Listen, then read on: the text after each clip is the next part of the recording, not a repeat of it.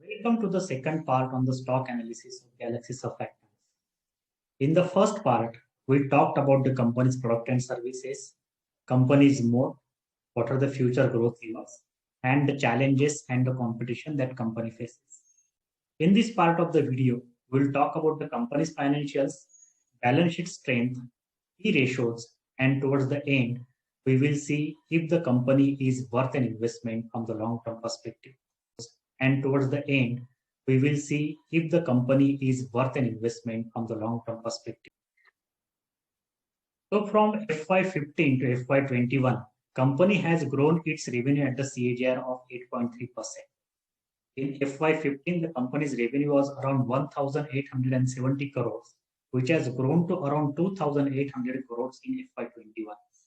CAGR growth of 8.3% is not very exceptional, but yes, it is a decent growth that company has registered for past 5 to 6 financial years.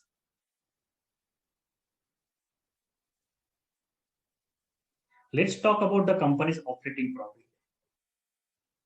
From FY15 to FY21, company has registered an operating profit at a growth of 18.8%. And this is certainly a very good number. Company's operating profit was around 190 crores in March 15, which moved to around 449 crores in March 21.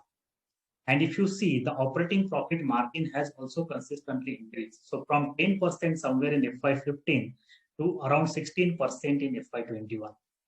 So company has improved its profit margin and its operating profit also has outpaced company's sales growth. Let's talk about the net profit of the company. From FY15 to FY21, company has registered a net profit CAGR of 35%. And this is exceptional.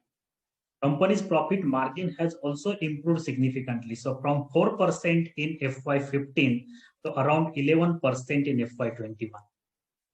So this is again a very commanding growth, we can say. Moving margins from 4% to 8%, and definitely the operating net profit margins in double digit is definitely a good indicator. It means that company is able to improve the product mix, it is able to add the clients, as well as it is able to control the cost, and all these factors cumulatively have ensured that company's operating profit margin and net profit margin has outpaced its revenue growth, as well as it has shown year-on-year improvement in the margins at the operating level as well as at the net profit level. Let's talk about the balance sheet strength.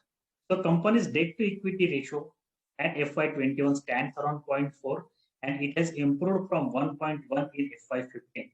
So again, this is again a very good indicator. Return on equity, company has consistently maintained return on equity of around 25% from FY16 to FY21. In FY15, it was 20% and now it is around 26% in FY21. So return on equity above 20% is again a very good number. It means that company is able to generate optimum revenue, optimum profits on the equity that it has invested. Cash flow from operating activities, if you see, company has positive operating cash flow in last 6 years and operating cash flow has been increasing consistently year on year. So in FY15, the operating cash flow was around 41 crores, which is been increased to 365 crores in FY21.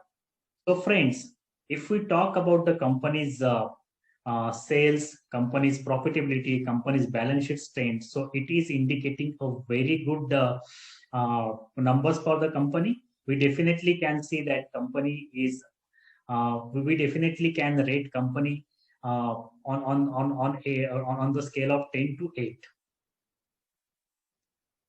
Let's talk about the key ratios. So company's current market price is around 3040 rupees 3040, and its current market cap is around 11,000 crores. It means that company is a mid cap company. Company's current PE is 35, which is almost 40% premium to its 3-year median PE of 25.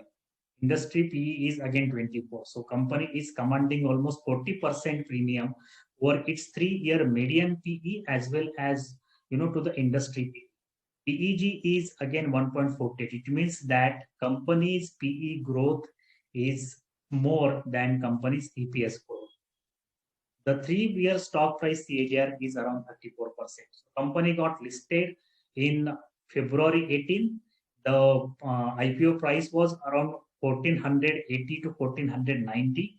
Currently, it is trading around 3050. So company has almost doubled its stock price in last 3 years.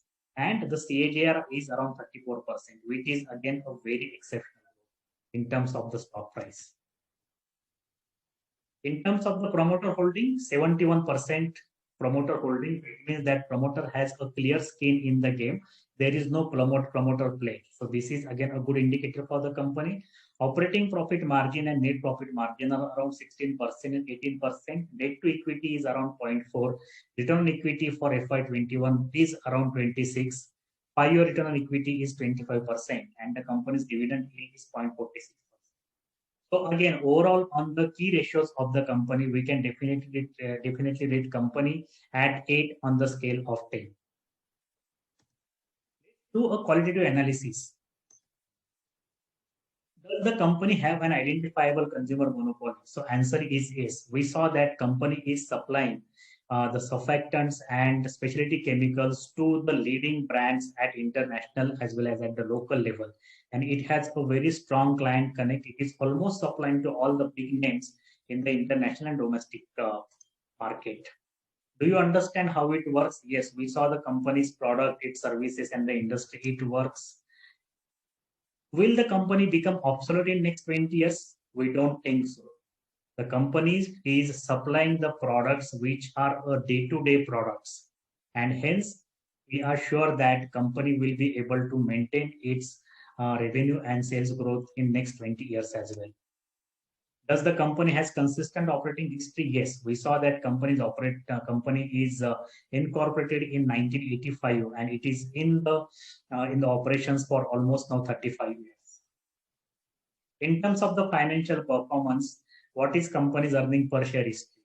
Is it showing upward trend? Yes, we saw that the company's net profit and EPS is showing upward trend for past 5 to 6 financial years. The net profit margin and operating profit margin are also increasing consistently year on year. Is company outpacing sales growth with profit growth? The answer is yes. Is the company consistently earning high ROE? Yes, the company's ROE consistently 25% for past 5 to 6 financial years. Is the company loaded with debt? No, the company's debt to equity ratio is 0.4, which is a very comfortable number. Is company free to adjust prices for inflation? And is company stock price suffering from market panic? So no. Yes, in March 20 last year, the Q1 of FY21, the company's market, the company's stock price was dipped, but then it has recovered a lot. And in fact, in last 1 year, the stock price has surged around 120%. So definitely the company is not available at a discount. In fact, it is commanding a 40% premium to its 3-year average PE. In terms of management tenants, is management rational? Is it candid? Are there any legal issues? So we didn't find any of these issues. So we can say that the company has got a reasonable management. And then coming towards the end, let's see the summary and let's see is company worth an investment. So we saw in summary, company manufactures surfactants and specialty chemicals for HPC segment, that is home and personal care segment. It has murky client base, right? It has all the big names from the international as well as domestic giants. It has strong research and development capabilities, around 78 patents under its belt and another 14 in line. It has excellent balance sheet strength, debt to equity around 0.4, ROE around 25%, and the improving profit margins at operating as well as net profit level are the excellent things for the company. Current PE is around 40% premium over 3-year PE, PEG of around again 1.5. Last 1 year return is around 110%. So should we invest? I think the company currently is trading at a bit expensive valuation, but company definitely is a good prospect from the long term point of view. So maybe investors, in my opinion, should wait for the corrections, wait for the dip, and they should accumulate the company in a staggered manner. And they should hold the view of at least 5 to 6 years or 5 to 7 years, so that this company becomes a wealth creator for them. Thanks a lot, friends. Let me know if you like the video, and please subscribe to my channel, and have a good day.